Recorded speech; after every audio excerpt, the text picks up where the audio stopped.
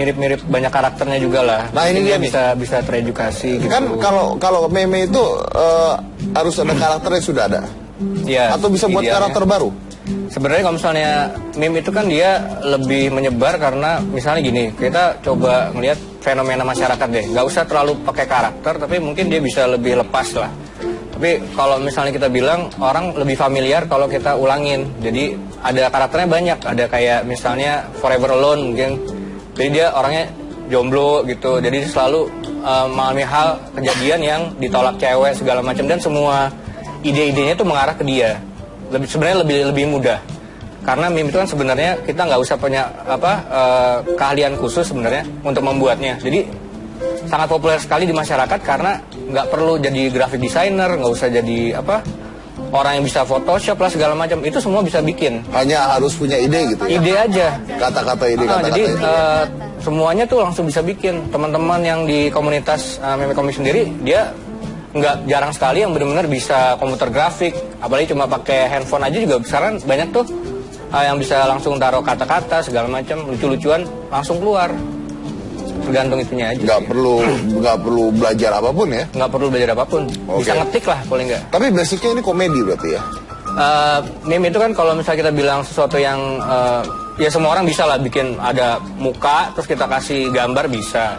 Tapi kan sebenarnya meme itu terjadi kalau populer. Lu tunggu, lu nih admin kan? Ya, atau dulu juga pembuat? Ya saya sih masyarakat biasa mas. Tapi ya itu sering bikin juga, dan kebetulan dari meme komik sendiri kan mereka punya banyak admin. Terus saya waktu itu ada beberapa kejadian di mereka, saya diminta tolong gitu loh untuk menyelesaikan. Secara saya juga suka bikin meme, ya saya ikut membantu manajemennya itu juga. Bisa membuat secara langsung? Bisa membuat secara langsung. Improvisasi bisa? Bisa.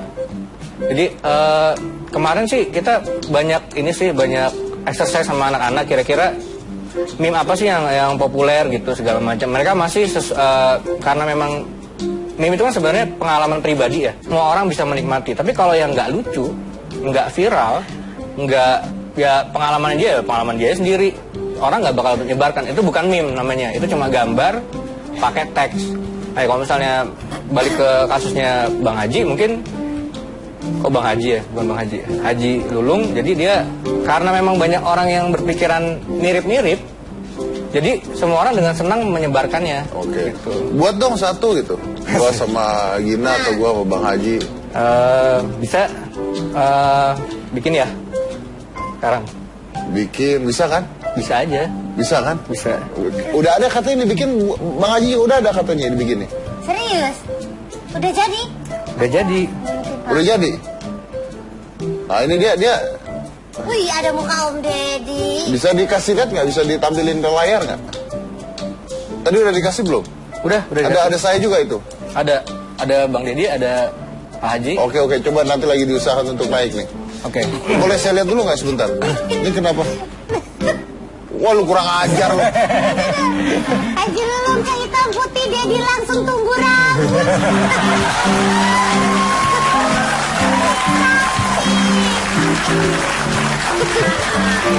Bahkan obat yang digunakan selama ini pun gak ada yang berhasil. Makanya dia kagak datang. Kapan lagi ngeliat Masnya digondrong ya? Iya, kalau dia datang kan gondrong gua nanti kan. Oke. Terus, nah gini, ada nggak yang marah? Kalau saran dan kritikan pasti ada lah ya. Datang ke kita juga. Makanya dari komunitas ini sendiri kadang-kadang minta tolong ke manajemen. Ini meme ini apakah aman apa enggak kayak gitu. Tapi sebenarnya kalau meme itu lebih ke pemikiran masyarakat sih. Nah, gini pertanyaan gue gini. Sekarang lu buat meme ya. Ada Bang Haji dulu, ada gua. Anggap aja saya marah nih. Anggap saya marah tuh. Bisa nggak saya tuntut? Kamu kan bisa saya tuntut loh. Ini perusahaan nama baik. Masa saya dibilang gondrong? Anda ketawain lagi sekarang. Udah mau dituntut masih diketawain. Sebenarnya saya sih nggak, misalnya gini, Mas Didi kalau tersinggung kan bisa bilang sama saya, Mas itu saya nggak suka loh, rambut saya kan nggak ada. Terus kan kalau suka yang agak segi mungkin gitu, jangan terlalu jangan bikin, lu nggak nambahin. Jangan bikin belah tengah, saya maunya begini gitu. Terus saya bisa rubah Mas. Kenapa lu rubah? Orang gua marah kok lu rubah. Malah dirubah. Gimana sih? Sebenarnya sih nggak kita sih selama ini memang belum pernah dituntut secara. Tapi memungkinkan nggak? Ada undang-undangnya yang memungkinkan, tapi kita ada beberapa step ke arah sana, Mas. Jadi waktu kemarin juga ada beberapa yang udah datang suratnya segala macam, tapi kita bilang ya silahkan aja kalau mau diinin. Kita juga menyuarakan apa yang sudah ada di masyarakat sendiri. Jadi kita kalau misalnya mau dituntut segala macam, semua orang bikin meme kok. Gitu loh. Jadi kita semua orang berarti kalau jadi gitu ya kita kan kolektif thought-nya kan banyak. Kalau di hukum tuh ada namanya secara ini ada undang-undang untuk pers segala macam. Kita masuknya ke dalam pers. Gitu. Jadi dia takutnya kan bisa aja orang iseng ya tiba-tiba begitu dituntut gitu ya. Berarti meme itu bisa bebas, nggak perlu ada batasan. Klarifikasi dari kita sih harus misalnya dari Bang Deddy misalnya tiba-tiba nggak suka gitu, akan ada penayangan surat dulu kan biasanya. Oke. Nah ini contoh-contoh memenya nih ya. Ya. Oke. If you know what happened in MCI, Meme Comic Indonesia, the biggest meme community in Indonesia. Ini bukunya. Ya. Dijual di mana ini? Udah ada di berbagai ini. Isinya tentang apa ini? Oh, ini ceritanya tentang ini. Kita kan punya banyak admin. Beberapa memang admin kita tuh anak muda banget yang memulai bagaimana pergerakan meme di Indonesia. Diceritakan dengan cara yang lucu aja. Sebenarnya admin yang pendiri itu dia anak SMP. Jadi dia tinggal di Jogja, bikin-bikin meme sampai akhirnya lupa makan. Ini jahat banget nih. Ini jahat banget nih. Nih coba. Gedenya pasti jelek. Tinatun. Ih, Tinatun udah cakep loh padahal. Bukan masalah gitu, Tinatun dari kecil juga udah gede. Masa? Apanya? Suka gitu. Terus ini pembuat meme ini digaji atau gimana? Kita ada manajemennya Mas sekarang. Jadi dulu memang nggak ada, sekarang ada. Jadi mereka ada penghasilan uang pulsa sih ada, tapi lebih dari situ nggak ada. Mungkin kita ada gathering segala macam, cuma masih kolektif aja sih, nggak ada komersilnya nggak ada. Nah berarti mereka ini dari sini tidak bisa untuk kerjaan loh? Buat mata pencarian gitu? Nggak bisa? Sampai saat ini sih sebenarnya belum, karena memang komunitas kan namanya kita cuma non komersil ya. Jadi kita cuma bikin apa yang kita pengen. Banyak admin juga dengan meluangkan waktunya sendiri gitu, pengen menghibur, jadi mereka bikin aja sendiri gitu. Ini satu-satunya komunitas yang mengurusi meme di seluruh Indonesia apa? Kita yang terbesar sih di Indonesia. Jadi memang banyak juga teman-teman yang lain di Facebook, di Twitter, di Pad, tapi sebenarnya kita yang paling besar membernya di Indonesia. Udah dari tahun? Berdirinya tahun 2012 sih, tapi mulainya tuh memang di Facebook. Kita punya fanpage namanya Meme Comic Indonesia. Mulai seperti 6 bulan pertama nggak laku tuh fanpage karena memang nggak banyak orang yang ngerti. Komiknya jelek banget sih kayak gini. Tapi lama-lama orang mulai ngerti bahwa ini bukan komik, ini adalah meme, adalah sarkas gitu loh. Apa yang terjadi dengan kita bikin yang dengan tapi ngena gitu. Ngena, ide yang diambil dan disebarluaskan. Betul. Dengan caranya sendiri-sendiri. Dengan caranya sendiri-sendiri.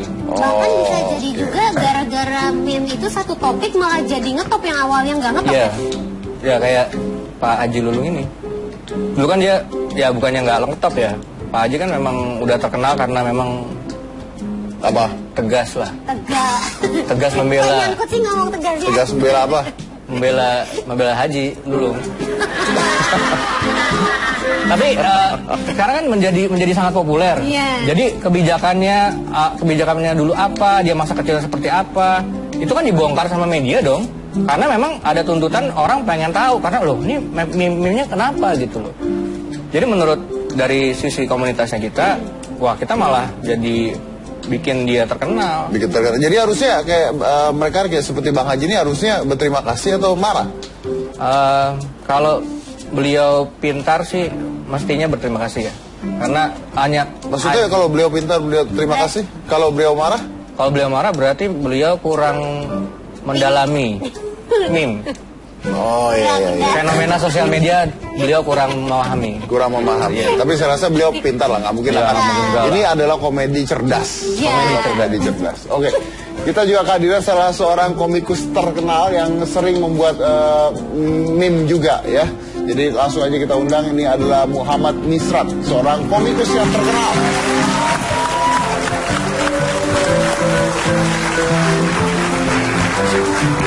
Kalau Anda tahu ini adalah pembuat komik Miche. Miche kartun ya, Miche kartun. Berarti dulu Benny Miche itu di koran Kompas ya. Sekarang kita undang Miche-nya doang ya. Benny-nya di Depok. Oke. Tapi setelah yang satu ini jangan mana-mana, tetap di Hitam Putih.